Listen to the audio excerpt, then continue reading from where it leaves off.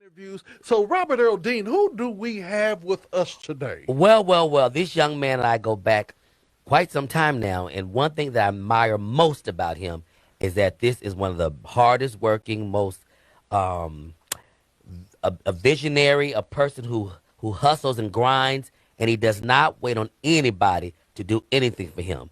And I love that about him because you independent artists, it says independent for a reason. That means you're pretty much on your own until you get support of maybe distribution. But this young man, he took his platform and he ran with it. And this is none other than the one and only Maurice Griffin. Welcome to the Wake Up Morning Show with Dr. LT and Robert Earl Dean. Hey everybody, what's up? What's up? What's up? Hey! It's a good morning on this West Coast. What's up? Yes, the best coast, because you know he's on the West Coast now. He hails from Chicago, but he's now on the West Coast. Well, praise the Lord. So let me just ask the question. Stop pointing at stop pointing at your sweater, because the sweater. He got a sweater on. He can't be in California Yes, with he a can. sweater on. Yes, he can. It's free. It's cold in California. Where you at right now? It's cold. You know? Oh, I'm in California. It's just cold. Now see, I'm getting ready to take away your Chicago card, because if you think this is cold coming from Chicago, something's wrong with your DNA. I'm burning up if that's the case. Right. He said, "Whoa, this is a brisk summer day for you." Right, huh? right. So let me. Springtime in Chicago with this weather. Okay, so let me just jump right on into Yes. this. I'm gonna get my beef out the way from Always you. got to be. I thought you were going to be saved today. Well, I just got one beef, and it's a good beef, because Okay. it's I want to try to figure this out. Okay. Okay, I see a lot of people that are wearing dreads at this point. Mm-hmm. Now, my question to you is: those all the way your dreads, or did you bought some extensions to your dreads? No. I actually wore these from beginning of my life to the end of today. Right. Okay. So they These are real. all mine. The They're real. all mine. Yes. So All real. was I it a had to decision? endure it. Was it a decision that you made, or was this something that the family did and you just went with it? Okay, so no. I've always been the clean cut guy. Okay. Always had the schoolboy look, the whole clean cut. And I like that. That's like, my brand or whatnot. But when things started to get unraveled and I saw my family and I talked to them a little bit, and I was like, you know what? I'm not going to cut my hair for a little bit. I'm going to do a challenge. If y'all lose weight, I'll cut my hair. Okay. Okay. You got your answer. So my question is, if you do the challenge with me, and if I lost weight, how many inches you gonna cut off for every pound that I lose? I'll cut off for every 5 pounds you lose, I'll cut off an inch. Man, you gonna be bald headed in about 4 months. Well, then he'll go back. He'll go back to his brand, the short hair. I'll cut it off and go back to the short haircut. But My you, mom and dad, they were like, you know what, we'll cut the hair off for you. I was Yeah. like, no, I ain't cutting this hair off until y'all lose this weight. Right. So it's a challenge between me and my family, but they love each other. We all good. But I You think know- it's great. I think it's great. yeah, I think it's really, really dope, Yes. because it's kind of like everybody is challenging each other. To And be you better. know, we as African Americans, we love a good challenge. Yes. And Yeah. when you say that we're gonna have a challenge, people that can't lose weight one time, all you gotta do is say, look, whoever loses the most weight, they get Get the most $500. money. Mhm. And all of a sudden, everybody is walking, everybody is being healthy. Right. Yeah. And everybody's Exactly. trying to get that money, because money is what we all love. Yes. Now, brother, did somebody call you because we lost your video? Yes. Yeah, tell them stop calling you that you on the interview right now. Praise the Lord. All right. Now my question is, how did you get started? Was it the typical story that we hear with many of our interviews? How you started in church singing as a little boy, or did you just When you was start 2 later? years old Right. on a milk crate, Right. Was that your story? No. Actually, you know what? I was in my mom's room and she had a headset, one of the little wired tops and then the little styrofoam circles. Mhm. She put that on her stomach and she used to play with her cassette tape. And I used to kick and flutter all the time. She kind of figured out that I was going to probably like music when I got out of her womb. So when I got a little boy, my grandma gave me a little little plate microphone, just expand a monophone, whatever they call it. And I used to sing all over the house. So my grandma knew I was going to be a singer when I was a little boy. So when I was 5, that's when I kind of got into it and went to church, and I always saw, the choir singing and whatnot. And I saw how it affected the audience when they received it and they responded in a different way, praising God, worshiping God. And so I said, you know what, I want to kind of do something like that, and that's my first song was His Eyes on a Sparrow by Brian Wilson and the Mississippi Mass Choir. Yes. And now today I'm singing on the same stage with Brian Wilson. So it's just crazy. Wow. Yeah, it's amazing. God is amazing. It'd be like this. I can see his mama now like say, boy, my son can sing. MG, come on in here and show the baby. Show him what you got, MG. Come on, MG. Because, like MJ, he was MG. He was MG. Yes. And many black families and other families would always, if they saw talent, they would put him in the children's choir, and then it would just go from there to there. Did you start in like a children's choir? Did I started? Well, I was Church of God in Christ, so we Kojic too. We Kojic too. I was Kojic. Oh, stop! First choir we was in was the sun. Yeah, no, you gotta stop. Sunshine Man with the yellow. You gotta stop with the yellow and blue. Brother Maurice, you gotta stop because we gotta certify you. We gotta certify you because if you say you Kojic, we gotta give you your certification. Yeah, because we are the first sons of because if you really Kojic, there's certain things you're gonna know. So follow with me. So I'm gonna get ready to certify you. Get ready for it. Okay. Complete this sentence. First, give an honor to God, who's ahead of my life. Yeah. And I want to thank. And then they just start shouting there. Right. We're going to give him that one because he's who's ahead of my life to the pastor, saints, and friends. See, you missed that piece, but I'm going to give you that one. You almost failed, but I'm going to give you that one. All right. What is the Church of God in Christ song? This is the Church of God in Christ. Okay. Yeah. It's the Church of God. You can't join in. You got to be born. There you go. Okay. See, so he got the old school version, which is good. That's the original. Now here's the last one. This is gonna set you apart and get you certified. When the Spirit of God is moving really high and they gotta quiet the crowd down, what is the national anthem that they sing? Yes, Lord. Yes. Okay. Yes. Okay. You are officially certified. You are officially. Now what church? That don't work, right? Yeah, when the Spirit is real high, it don't work. It does what it's supposed to do, though. Yeah. It kind of calms it down. And then all of a sudden the Spirit, boom. Boom. Yeah. There goes again. Yeah. Now what Kojic church did you grow up in Chicago? I grew up in a church in Kankakee, Illinois, which is like an hour. Wait a minute. Chicago. Did you just speak in tongues? No, that's the name of a place. I thought he speaking to here. Hey, Kiki. No, that's the name of a place. I've heard of it. I have friends from there. Where you say it again? Kankakee. Oh, praise the Lord. Illinois. KKK. Oh, Lord. Not the Ku Klux Klan. Right. No. Kankakee. Ooh, you can speak in tongue with that one. So what was the name of the church? It's called Fairhaven Church of God in Christ. Today, my pastor is the superintendent of the Sunday school. He's really big on Sunday school. I think that's why I really grew up really well in church, because we had a really good youth program and a really good Sunday school program. And I think that's what captured my attention at my church. Anyway, so yeah.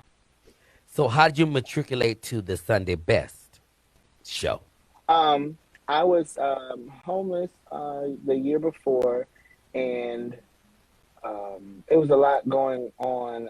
The Lord blessed me to actually go into a church where I could worship at, serve at. They gave me a free rent apartment, got me off the street, cleaned me up, blessed me with a place to stay. It just turned my whole life around. And I said, okay, God, you're giving me a second chance, at life. And so because of that, I started writing about everything that I was going through. So I kind of recorded an album at my church. I didn't know how I was going to get it out. And I went to, I think it was Gospel Music Workshop of America. GMWA. They had a competition. Yeah, GMWA. And that was in Orlando at Disney World. And that's when I met Crystal Aiken. That was the first season of Sunday Best. Wow. I never knew that Crystal was going to win. I beat her out of that competition at GMWA. And then that year at the end, that's when she was on Sunday Best, who won that. So I ended up auditioning the following year, and I made it on second season. So let me ask you this question, if it's not too much to ask. Can you tell us or lead us on the journey that led you to homelessness and then bringing you out of homelessness? Because you came from a good family, I'm sure. Yeah, I came from a family that really supported 100%. They were ones that lived in the projects back on the East Coast in Virginia. And they wanted to make sure that their kids had a better life than they did, which I praise God for them for teaching us and whatnot. But, um, just when you are so sheltered Yes. as an individual, you feel like you haven't seen the world at the age that other kids have seen the world. You feel like you're not treated fairly because you don't know. All you know is you're being told what to do because you don't have anything. You just have your family. And so all I knew was my mom, my dad, my brothers, sisters, church and school and home. That's it. Church, school, home. Yep. I didn't go nowhere else. Yep. And we was always in church all the time. Me too. And so when I got older, I had the opportunity to actually just do singing full time, but my mom and dad weren't ready. They wanted me to go to school. They wanted me to go to school life and graduate because they didn't graduate. They didn't finish school. And so they wanted one of their boys to go. So it was a mandate in the family. You go to school first. And so I wasn't ready for that. I ended up doing it, but my mind wasn't there mentally. I was like so focused on other things. And long story short, when I went to school, that's when I lost my mind because that's when I met the world. Oh, yes. And Oh, yes. so when I met the world without caution. All I knew was you're grown now, do what you want to do. And so because of that, I kind of fell short. I dropped out of college and I came back home because I told my mom and dad that I wanted to start over. I lost my mind a little bit and I told them a little, some tough things that I didn't think, I would be able to share with my family, being Kojic. But I did anyway, and they tried to bring me back home. It kind of worked for a couple of weeks, but it didn't. Something happened, a scenario where me and my parents just got in a little altercation. I ended up just deciding to move out of the house. And the place where I live, actually, it didn't belong to that person. And so the court boarded up the house and everything in it. It was my computer, my brand new computer I got when I graduated, my bed, sheets, clothes, book bag, everything was blocked in there.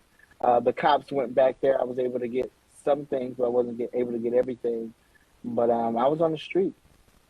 Wow, for you know 6 what? months. This is a powerful testimony because I too was sheltered like you. I never went to school dances, parties. I went to a school dance because I was on ASB, but I was never was a partier. I didn't really know the street life. I'm be honest. I was a church boy, and when you go to college, and I went to HBCUs, so anybody that's been to those, they are party hardy. But I didn't get caught up in it because of my upbringing. It kept me level. But I can understand how I've seen so many other of my friends who came from sheltered environments like us just go for it. I'm on my own. Nobody can tell me to go to class. Nobody can tell me not to go to this. And you just experience life. But thank God for his hands of protection that he was covering you and he allowed you to go through what you went through for now, which will allow you to testify like you're testifying today. Yeah. Well, Yeah. So it was a trying moment.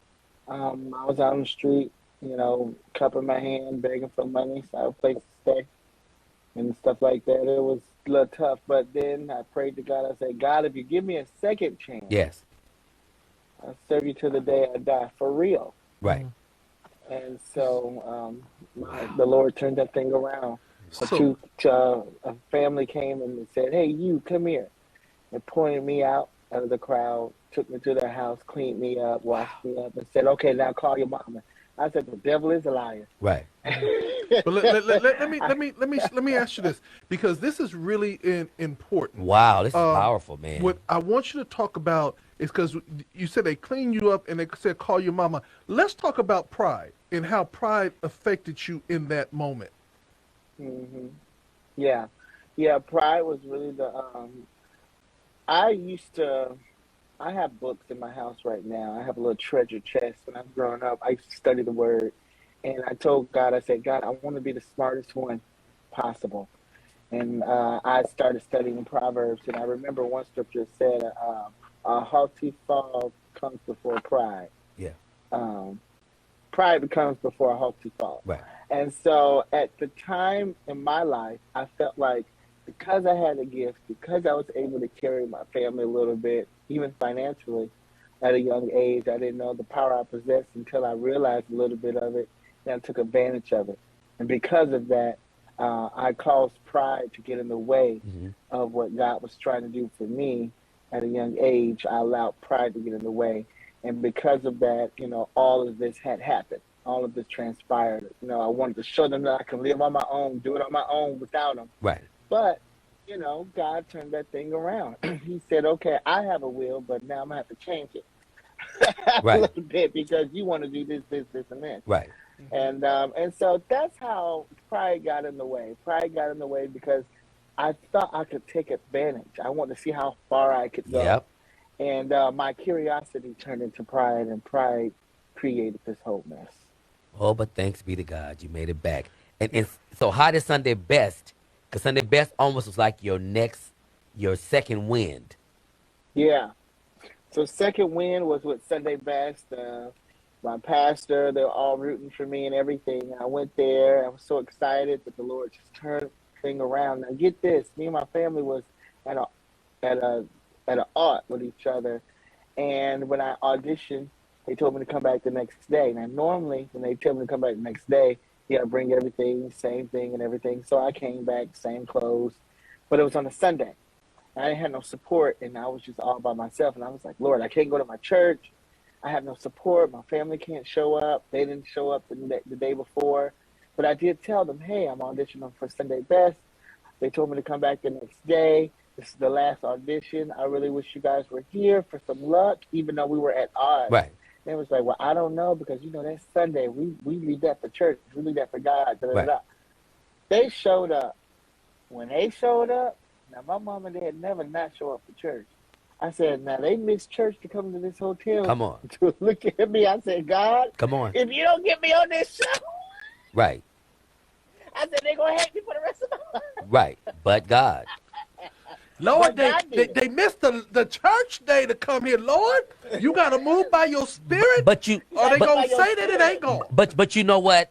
That was a good lesson for them as well. We get so heavily minded, and parents especially, and they put so much focus on the church that they lose their children.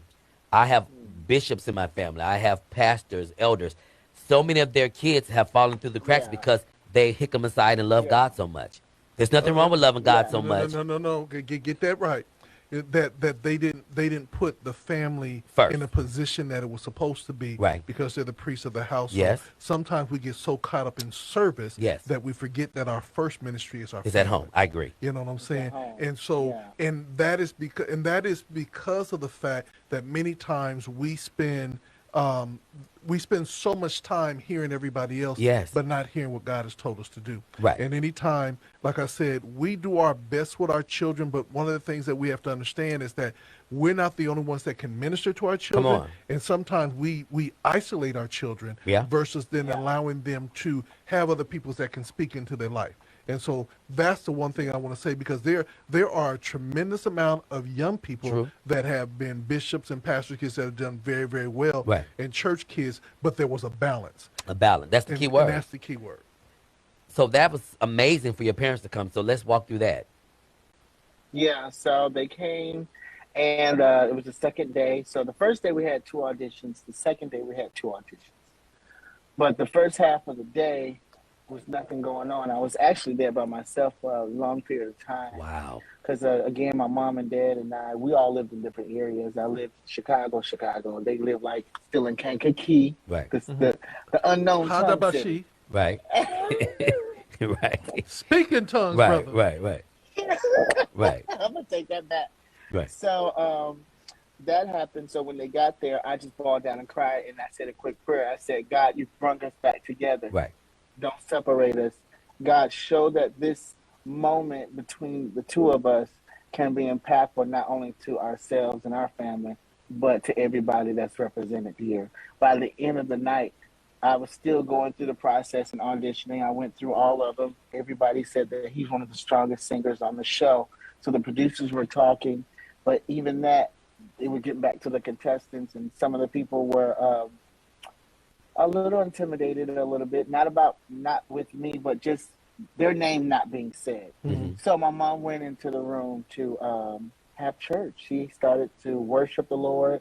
She started to speak a word to all the contestants. Wow. There was about 96 of us that was still left that they couldn't say no to. We all were good, So I couldn't have been the best one if 96 people at the end of the night still got a yes. Right.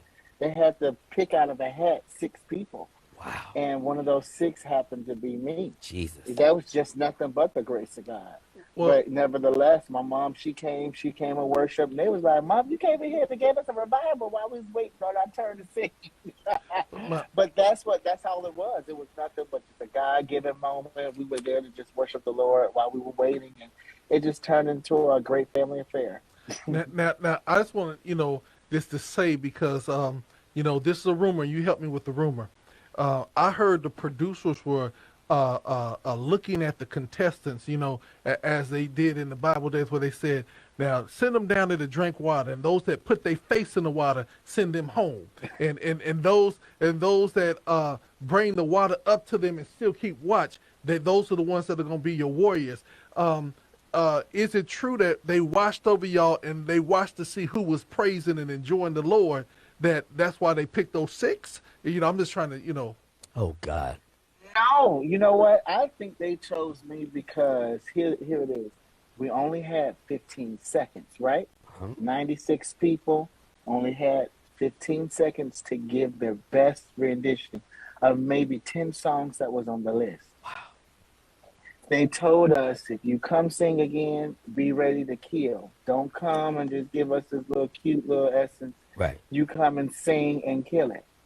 And so I said, okay, everybody's doing the same song. So we were majority everybody was doing, when the saints go to work, that's when deliverance will take place. And so at the very end, they told us to come back. I said, let me change it up. They already knew I sung that. So I ended up singing, how great is your mercy towards me. Johnny McClurkin. So I started singing that out of nowhere because nobody was singing it. And so I changed up the whole mood. It just gave them a refreshing. It kind of like reset them. And they said, okay, yeah, I want to hear you sing throughout this competition. You sound great. But was like, that's my song. Go with that one. But yeah. It's all being led because your mom didn't really miss church after all. God allowed her. God allowed her to be in that moment. Mm-hmm. See, that's why we got to be led. That's why we can't have flesh in the way when it comes to big decisions. Because if she had not come, those young people would have not been blessed. And you don't know what that did for those that didn't make it. That Spirit of God still was planted in them from your mom being obedient. And let's jump in there, because we are the church. When she came, she brought the church with her. Come on. See, there you go. Yeah. You see, and that's what people understand. The church is not the 4 walls. The church is you, and that we have to go out. And here's the funny thing. I feel and I want to jump on this, because somebody said, where in the Bible did it say that we had to be a member of just one church? You know what I'm saying? It never did. It basically said, don't forsaking yourself to coming together with believers. So if we are all believers, come on, wherever we go, that we There's should be church. At home. Come on. You feel what I'm saying? Well, okay, we get a little off. You own to something. I'm telling you. The preachers are coming out. Yes, but that's something. Let's get back to you, young man. So now you're on the West Coast. How did you get to the West Coast and leave? How did you leave there and come to the West Coast? Right. Shaka Babu. Right. No, so when I actually was born in Hampton, Virginia. My mom and dad are born from the East Coast, so they're East Coast babies. Right. So I was born in Virginia. At 4, I moved to Chicago. We were raised there. After Sunday best, I got a job at a church in Jacksonville, Florida. I was there for 3 years. Then I went back on the road full time for 5 years. I lived in Houston, Texas. Yes, I When remember I was that. in Houston, Texas, I had another out with my family. Uh, my career path was such a struggle, such an ongoing test to see if I was going to still make it. It's just so much life was happening, and my career wasn't happening. Every time I turned around, I needed money for rent, needed money for gas, needed money for Right, food. I right. was just struggling. And my mom and dad said, "How about you just stop singing and just get a real job and get some benefits and just slow down? And how about you do that and just not worry about your career anymore?" That put a hole in my heart because all I knew growing up, from baby 5 years old to however 20, 32, 31, whatever I was, um, I was like, I don't know anything else. Mhm. That's all I know. That's all I know is to be a blessing, to sing, to show people that God exists, to be an example of the presence of the Lord, to But you be went to the presence. college. But you went to school. And yeah, What did you go to school for? I went to school for a seminary. See, so it all still ties into ministry. Well, Yeah, wait, so wait, I wait, don't know wait. anything else. Hold on, wait a minute. Let me ask a couple of questions in it. How did you go to school for seminary and lose your mind in the world? What was going on at seminary that you got caught up? They weren't It all was a saved? lot of it was a lot of things because, like I said, as being a sheltered kid, Yes, sir. I'm not, and living in an all white neighborhood, I was okay going to the school I went to. It was a majority white school. I live in a white neighborhood. I could flow with it. But it was 2% black in the school. It was a Dutch school. And even though it was a Christian school, They'd be the it was main a ones. reformed Christian school. So I had to relearn religion in a whole different, belief system. That communion And wine got you, didn't it? that was one of them. And Cause then they be that. Yeah. two, and then two, I was one of six people that lived in a dorm room, and we all lived in one bedroom, and I was at the very top of the bunk beds. So every time I woke up, I would bump my head because I was that close to the ceiling. Wow. Wow. And I wasn't used to being in a room with five white boys that would sleep with their window open with a blizzard happening with a fan in it. I'm not used to I that. experienced that. Yeah, I experienced that going to college. I'm Yes. I'm not used to that. I'm used to somebody waking me up. Hey, it's time to go to school. I'm not used to not being woken up. All of those things Right. just added to each other. Being responsible. How do you be responsible without being told how to be responsible?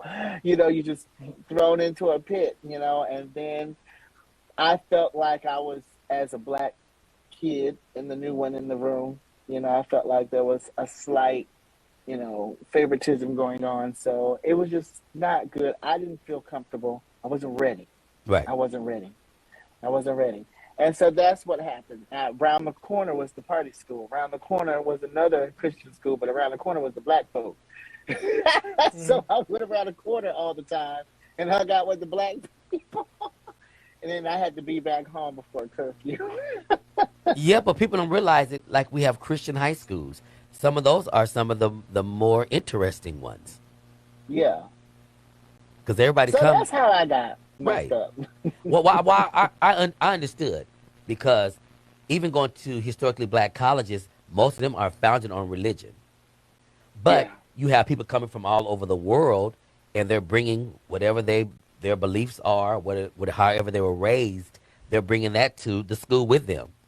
You know, Yeah. you may have been in a family that goes to church on Sundays, no matter what you do Saturdays, or you may Hmm. be a person who never goes to church. So all Right. those variables are a part of your life and development when you go to a college or university. Hmm. Yeah. So So that's what I went through. one of the things that I want to find out now, you're in California. Yes, Again, you have left Wakatikiti, Houston. and all these other places. What are you doing now? And then tell us how people can connect with you. Okay.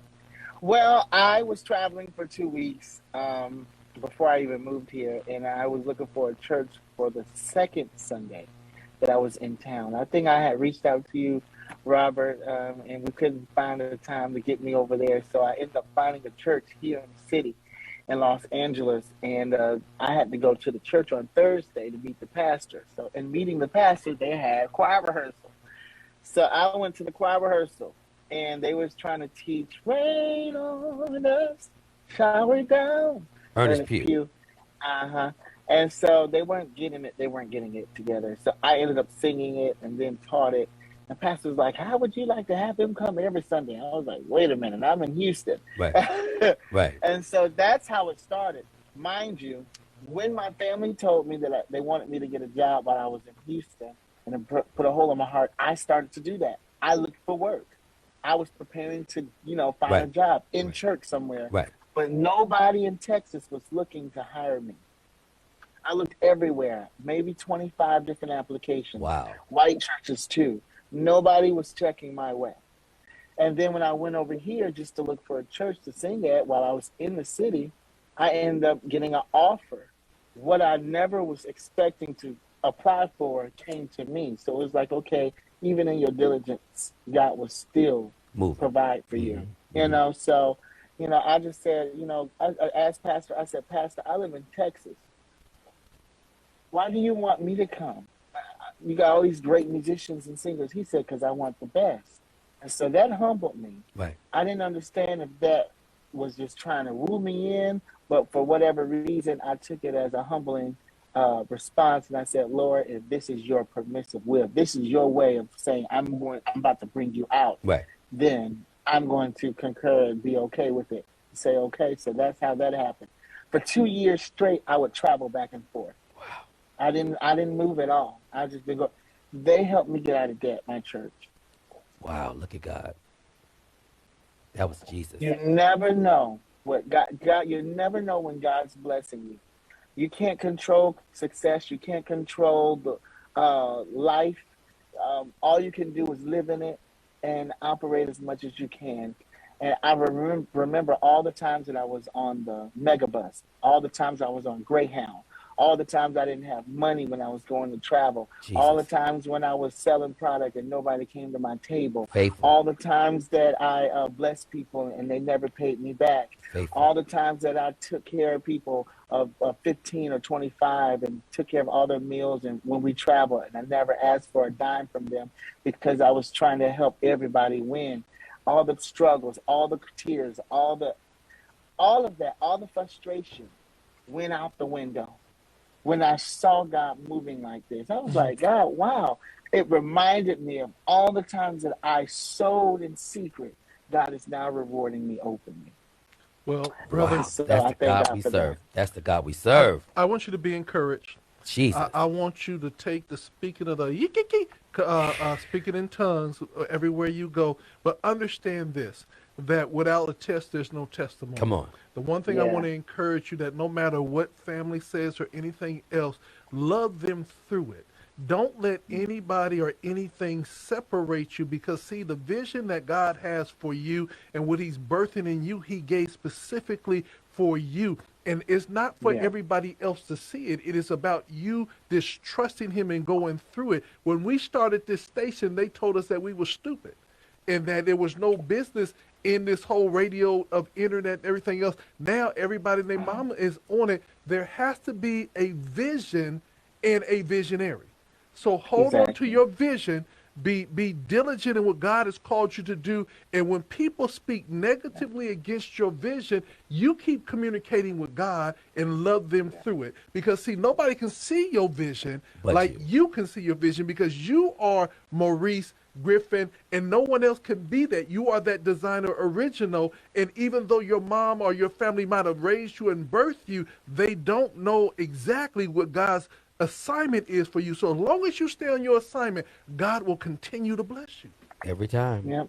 He's faithful. That was a word from one of the prophets. They were saying that the way that you're climbing up in music, the prophet said that my family may not be 100%, with it, but God is going to give me grace to conquer every territory that I walk into and take dominion. So he's been doing that. I See. thank God because November the 10th through the 12th of this month, I'm doing an initiative in Nigeria We're doing what we call hashtag Feed the Street. Mm-hmm. And with my fan club, World Changers, we have about over 500 members that are part of my fan club, World Changers. And what we do is we create major influence in real time. So we do stuff for fun, but we also do mission work. And this mission work that we're doing through the selling of our T-shirts, World Changer T-shirts, we were able to send over 6,000 over to Nigeria so that we can give them a 3-day parade of food, clothing, sheltering, taking care of 3 churches financially, and taking care of 3 orphanages. And that was through my company, through my fan club, World Changers. And so, I wanted to show gospel that there's another era that we are creating. Church is becoming smaller and smaller and smaller and smaller, but the movement is getting bigger, bigger, and expanding. Yeah. It's just not within the 4 walls, and that's what God intended for that to happen anyway. So with my fan club, I turned it into a movement to say, hey, we're not just going to promote gospel and talk about, right, Jesus. We're going to be the disciples. We're going to be the movement. The light. We're going to be the example. We're going to be the salt and the light of the light and salt of the earth. So one of the that's things, what we've been doing. As we wrap this up, we are going to try to get you in touch with one of our on-air personalities, Princess Sharon Ibe. She is currently right now in Nigeria with her husband, Prince Ibe, and so they just went there and built a transmitter so that they could have power in the whole area place, versus just a generator. Right. And so I want to connect you two together because she's always going there because her husband is there also. So we're going to do that. Wow. So this is what I want you to do. Tell people how they can connect with you and introduce your song. Hey, everybody, it's Maurice Griffin, and I am Mr. Love, Peace, Happiness. Got a song for you, and I want to share it with you right now. If you're having a bad day, I might help twist that for you and turn it into a good day. It's Love, Peace, Happiness right here, right now. Horns, hit me!